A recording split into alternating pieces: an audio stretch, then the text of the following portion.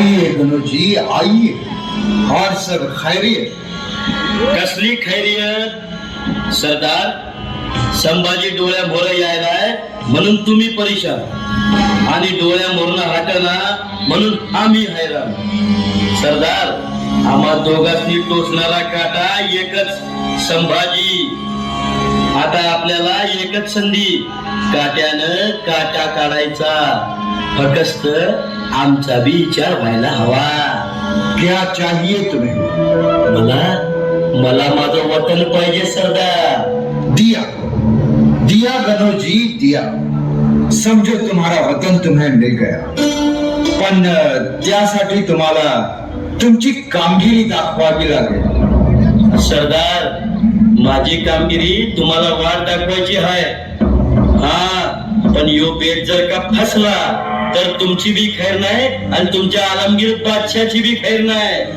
तेव्हा जरा जपून.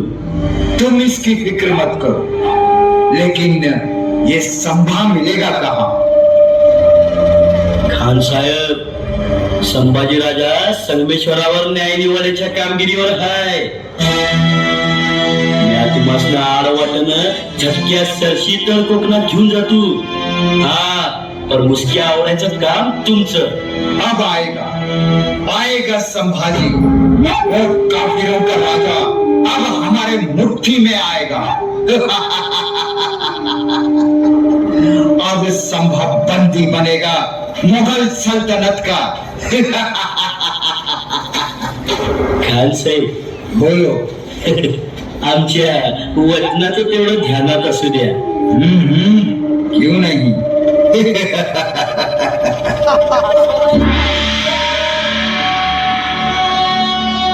सारे संगमेश्वर न्याय निवाड्याच्या प्रतीक्षेत होते.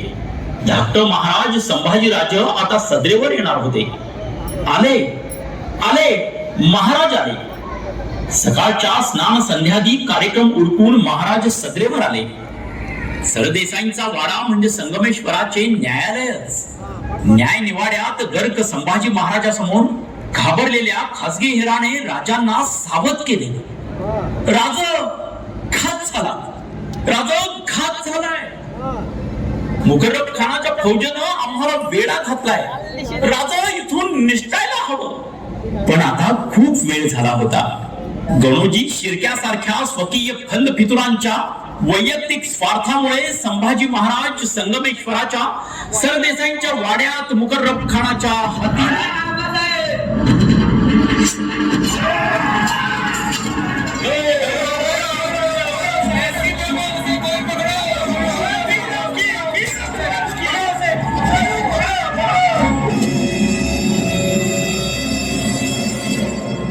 संभाजी महाराज मुघलांच्या हाती लागल्याची बातमी मुघल सल्तनतीचा बादशाह आलमगीर औरंगजेबाला समजली.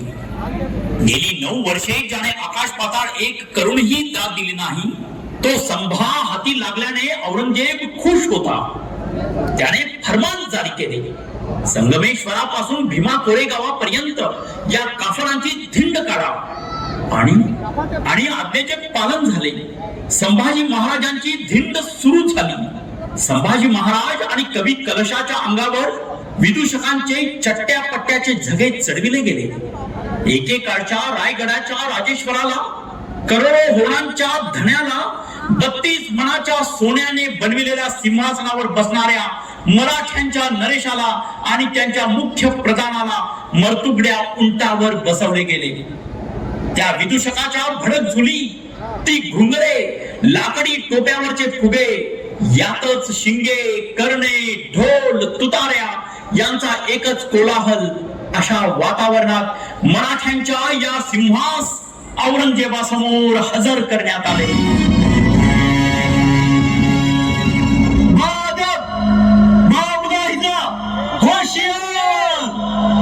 शहनशाह हिंदुस्तान, कुफरशिकन, गुच्छिकन, बुनियाद जन्नत, अंजाम मन्नत, जहां बना बादशाह आलमगीर औरंगजेब.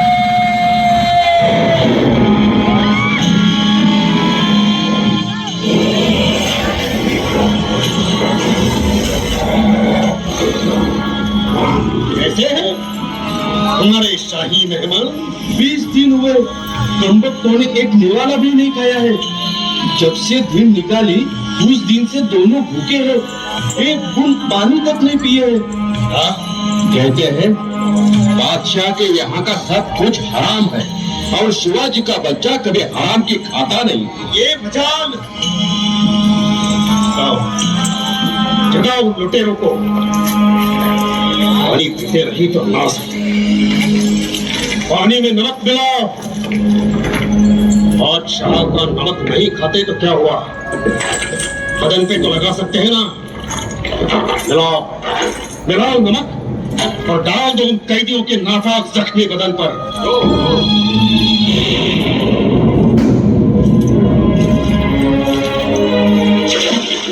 जगदम्ब जगदम्ब जगदम्ब जगदम्ब। संभा, अभी उम्र ही क्या है तेरी, क्यों जिद प्यारा है?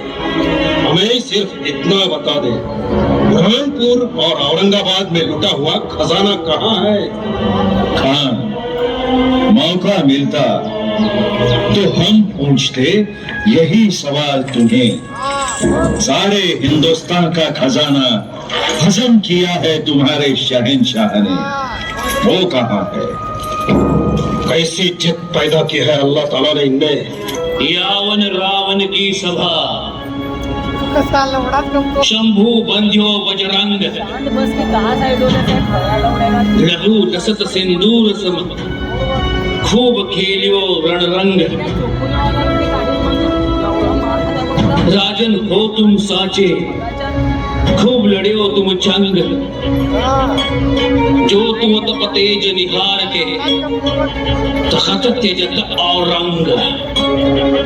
राजा कैदी म्हणून हाती आला तरी त्याच्याशी बर्ताव करायचा राजव्यवहारात एक रिवाज असतो। अब हम रिवाज का पूरा ध्यान रखेंगे, तुम्हें हमारे शहजादों की तरह रखेंगे और तुम्हारी दौलत भी तुम्हारे पास ही रहेगी। तुम्हारा कोई नुकसान नहीं होगा। सिर्फ तुम्हें इस्लाम कबूल करना होगा और हिंदू धर्म छोड़ना होगा। बादशाह, तुला माहिती माझ्या आयुष्यातली सर्वात अभिमानाची गोष्ट कुठली आहे? तू काफिरों का राजा है। नाही, तर हिंदू मातेच्या गर्भातून, हिंदू पित्याच्या वीर्यापासून या मायभूमीमध्ये हिंदू म्हणून जन्म घेणं ही आम्हा हिंदूंच्या दृष्टीनं सर्वाधिक अभिमानाची गोष्ट आहे।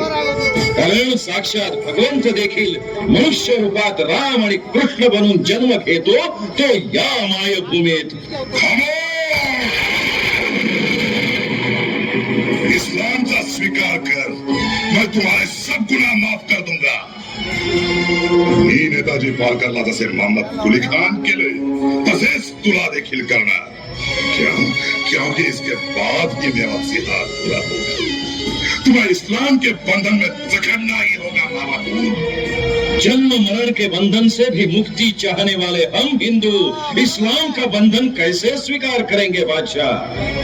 आम्ही तर आता असं मानायला लागलो की आमची संपूर्ण मायभूमी इस्लामच्या जोखडातून मुक्त करण्यामध्येच आमची मुक्ती आहे। विष निर्माण करणाऱ्या सापांना सुद्धा नागपंचमीच्या दिवशी दूध पाजणारा आमचा सहिष्णू धर्म आणि रोज दूध देणाऱ्या गोमातांना आपली भूक भागवण्यासाठी कापून खाणारा तुमचा धर्म। हा सोडू मी माझा धर्म, मी नाही सोडणार माझा धर्म। हा मेला तरी 72 मरणाचे जाळ करून बांधलेत आम्ही आमच्या पायात। मार डालूंगा दोनों भी नाबाकार लोंडों को, ऐसी हालत करूंगा हरामजादों की। लेकिन हम अल्लाह ताला से ये दुआ जरूर मांगेंगे कि अगले जन्म में वो तुम्हें इस्लाम का बंदा बनाए।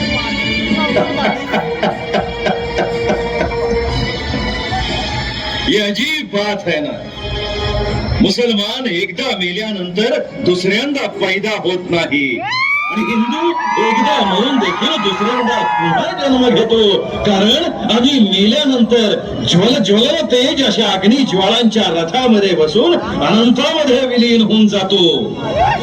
तुमच्यासारखे जमिनीमध्ये खड्डा करून स्वतःला पुरून घेत नाही किड्या मुंग्यांचे भक्ष्य बनण्यासाठी.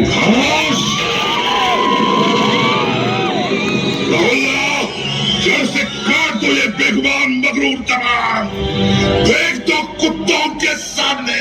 औरंग्या, जबा कापलीस तरी नाही जिंकता येणार तुला हा महाराष्ट्र आमच्या जान कुर्बान मावळ्यांकडून. क्योंकि यह देवभूमि में दानवता का खून निचोड़ा जाता है. यह अमर भूमि है, समर भूमि है. दुश्मन यहाँ मिट जाता है. इस महाराष्ट्र में फसल शत्रु के खून से बोई जाती है. यहाँ तलवार भवानी है जो खून से धोई जाती है. औरंग्या, एकदा आणि फक्त एकदाच आमच्या तेजपुंज नेत्रांमध्ये स्वतःची नजर भिडवण्याची हिम्मत कर. घूरना बंद कर. नजर नीची कर हरामजादे. अरे गर्दन वर करून बघणाऱ्या माणसांची मला कधीच सवय नाही, आणि नफरतीच्या नजरेची तर नाहीच नाही. राहुल्ला, जमा काटने से पहले फोड़ दो ये बेमुरवत आंखें. सागर में पानी है कितना नाप न कोई पाया है. दो प्रहर के सूर्य तेज को देख न कोई पाया है. अग्निशला का मुट्ठियों में पकड़ न कोई पाया है. वैसे शेर शिवा का छावा जीत न कोई पाया है. और कोणाचाही फक्त न गमावता आमचे हे डोळेच पहिल्या फोड. अरे तुझी शकल सुद्धा बघायची इच्छा नाही आम्हाला. राहुल्ला, जड़ से काट दो ये बेगुमान मगरूर तमाम.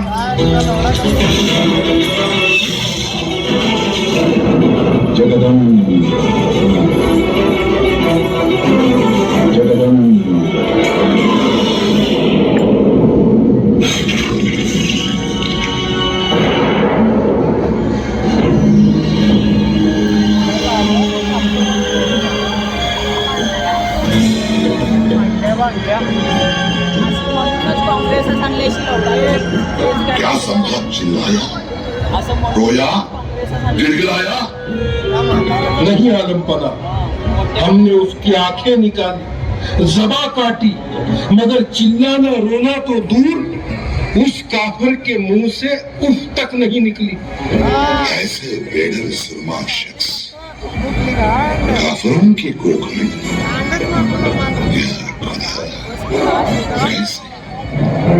कैसे पैदा करते हो परवरदिगार, कैसे?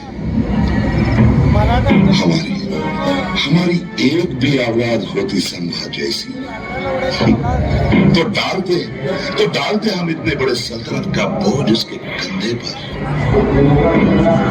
और गुजारते बुढ़ापे की जिंदगी अल्लाह ताला की खिदमत में.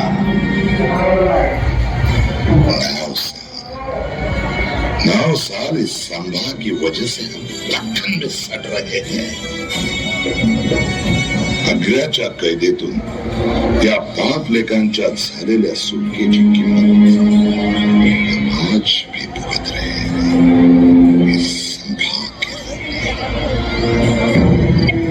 पकड़ने के बाद इतने दिन तुला जिवंत का ठेवले, कारण मौका खोज रहा था. कौन से मौके को तुझे मौत की खाट उतार दिया था, और मुझे मौका मिला. नए साल का बुरी पाड़वा.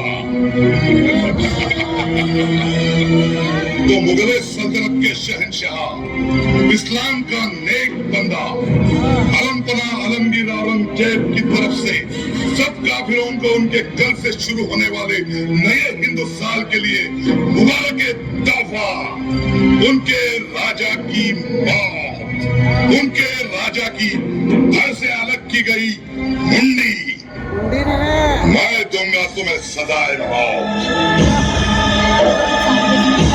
अशी मौत देईल की धडका बुडेल संपूर्ण महाराष्ट्राचा. काब उठेगा हर थर्रा थर्रा. इस महाराष्ट्र का हा आमचा पहिला दस्ता हे फक्त तुला जिवंत सोडून काढतील हा आमचा दुसरा दस्ता हे तुझे हात पाय असे एक एक अवयव शरीरापासून वेगळे करतील आणि नंतर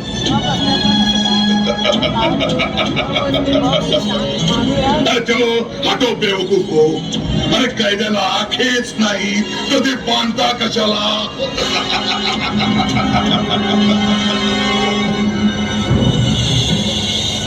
असद खान या गाफर बच्च्याचे शिर दख्खनेत गावोगावी नाचवा बादशहाचा हिंदूंना दिलेला नया साल का तोफा म्हणून दहशत बसवा आलमगीर औरंगजेब जोवर जिंदा आहे तोवर या महाराष्ट्रामध्ये दुसरा कोणी संभाव पैदा होता कामा नये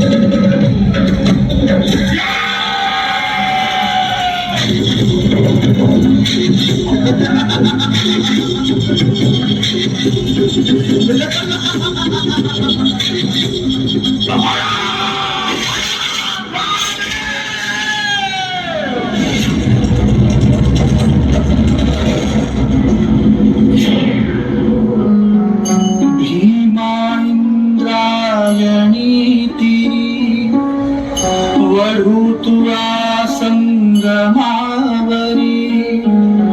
मृत्युंजय संभाजी पाहुन मृत्यू ही थिजला बाळ इथे निजला शिवाचा बाळ इथे निजला शिवाचा